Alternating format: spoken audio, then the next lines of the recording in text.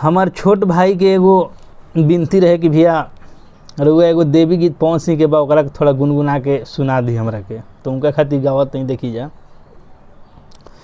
कि बड़ी खाड़ी या पहाड़ी चढ़ी आईनी हो अछन भर भी रूपवा न देखी पैनी हो कि बड़ी खाड़ी या पहाड़ी चढ़ी आईनी हो अछन भर भी रूपवा न देखी पैनी हो कि खाली बा झोली भरा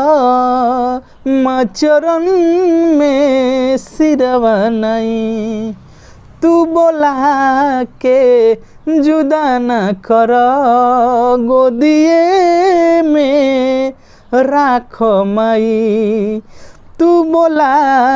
के जुदा न कर गोदिए में राख माई।